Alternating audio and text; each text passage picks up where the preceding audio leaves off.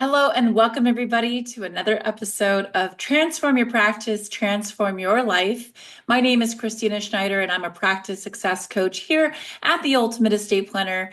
And as a reminder, if you have not subscribed already to our podcast, be sure to do so. That is how you're going to get notified of brand new episodes, of which we are releasing 2 a week. And these, you don't want to miss an episode, absolutely. And of course, as always, the way that people are finding out about our podcast is through word of mouth, sharing. If you're able to share, if there's a episode that you find resonates with you, if you wouldn't mind taking the moment to just share that on LinkedIn, feel free to tag me and connect with me on LinkedIn or Instagram, wherever you are on social media and in the presence of your fellow colleagues. I would greatly, greatly appreciate it. It is how we are helping impact more estate planning lawyers out there. So with that, today's episode is entitled Stop Getting Ghosted by Your Clients and Prospects. Have you ever been ghosted by a client or prospect? You know what that feels like. It's hurtful. And also it's kind of scary because maybe you've collected the fee from them, you've drafted their plan, and now you're waiting for them to come in and they're walking around without a safety net. Right? And you cannot seem to get them to answer an email, a phone call, a voicemail. You cannot get a hold of them. This happens far too often to so many people. And so I really felt that I needed to do a podcast on this because I have a huge major tip for you that's going to not only keep people moving through the pipeline, but it's going to allow you to be a better estate planning attorney. And frankly, if you're collecting 50% upfront and 50% balance at the signing, like majority of my clients and estate planners are doing, it's going to also help you create predictable cash flow. So with that, our major tip that we do that really keeps people in the pipeline is we schedule the signing and execution meeting at the point of engagement. So when we are getting to the conclusion of our engagement meeting, we're getting a signed engagement letter right there on the spot. We're collecting a 50% retainer, and we're scheduling with them their signing date for 4 to 6 weeks out.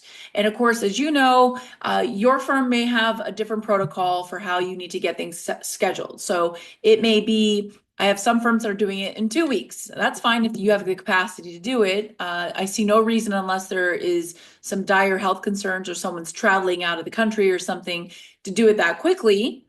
But I would say that 4 to 6 weeks is a really good time frame to do it. Why? Because as I mentioned, if you're collecting a 50% retainer check up front, then 4 to 6 weeks out is probably putting their appointment into the next month.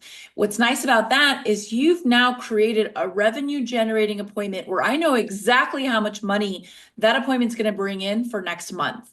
Right? And it's fantastic model in doing that. If you need more than 6 weeks, because maybe your turnaround time is much slower, maybe there's information that you still need to get back from your client, then you might schedule that 6 to 8 weeks out. I don't care how far you schedule it out. Obviously, I don't want you scheduling it 6 months or something crazy like that. I think even 3 months can be extremely excessive. It should be ideally around, from the time that they engage you to the time they sign, 6 to 8 weeks max is what I would go for, and try to cut it down into 4 to 6 weeks. But what's fantastic about it is you might be saying, well, but it takes my clients a long time. I have to get other additional information from them and they got to get back to me. But the reason why they're taking so long is because there is no timeline for them. They have no deadline for this. Right? They are not working against the clock in any kind of way. They'll get it to it when they get to it, right? And this is when you end up feeling like you've been ghosted. And even if you haven't been ghosted, you've been delayed by your own clients, right? And so this is where I find, by just scheduling that meeting, it puts a light under them to get back to you, whatever is needed. And by the way, I would tell them when you need that information back. So for example, if you schedule the signing out for 6 weeks out because you know that there's a number of decisions or items that they need to get back to you, I might schedule it 6 weeks out, but I might tell them, let's schedule a time in 3 weeks that you're going to get to us this item, and this item, and you can coordinate that with, Roxana, my assistant, or you can email them over to our office at this email address or upload them to the portal or whatever you need to get that you give them a deadline, which brings me back to an overall tip that I have for you that's going to help you. If you keep this as a rule of thumb for yourself now, you're going to find that you're going to have far less being ghosted by clients, far less delays, and you're going to be able to close more prospects that are dragging their feet, not getting back to you. And that tip is to always have the next thing scheduled, to always have something next scheduled with your client. If there is a need for an interim meeting, don't tell them to go think about it and call me when you're ready. Let's schedule that now, right? I've even heard Phil say as a sales tip, if you've ever had anybody say, well, we need to think about it.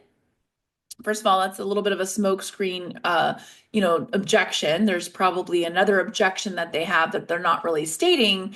And the way I would handle it is, are there any questions here that I haven't answered for you? Or what particular issue are you still needing to think about? And how long do you think you'll need to think about it? Because people will oftentimes say, we need to think about it just to get out of your office. And really their answer is no. Right? But maybe they legitimately, they don't want to have this awkward, heated conversation in front of you. They're embarrassed to express some of their feelings. They're going to go home and hash it out, and then they'll move forward. That's legitimate. But here's the thing. How long do you need? Could we schedule an interim quick phone call in 2 weeks where I can answer any questions that you have and decide if you wish to move forward? Yes, let's go ahead and do that. That's somebody that's very serious, that probably has something that they really need to work out and have a conversation about, and then they'll move forward with you in 2 weeks, but you have something scheduled with them. Right now, if they might say, no, actually, we just really don't want to pay those fees, and then you can address those actual objections at that point. But what we have found is the more that you put in control of the client or prospect to be the one that has the power to come back and initiate contact and communication with the firm, is when you find that you're going to end up with a lot of delays, a lot of people falling through the cracks. And frankly, it's not good lawyering. It's not good business. Because why? You've got a bunch of half-completed plans out there, and you got a lot of people out there without that safety net. So no more ghosting. This is 2025. We don't need to ghost people. And so let's get them on the calendar, booked and scheduled. Let's take control of our practices and our calendars, right? So that's what I have for you today. I hope that you found today's episode helpful and useful. As always, if you found this episode helpful, please feel free to share it with fellow colleagues, as well as on LinkedIn. And I appreciate you for taking the time out of your busy day to tune into today's episode. I hope that you were able to walk away with something practical and useful to use right away today in your practice. And thank you again, and we'll talk to you soon. Bye-bye.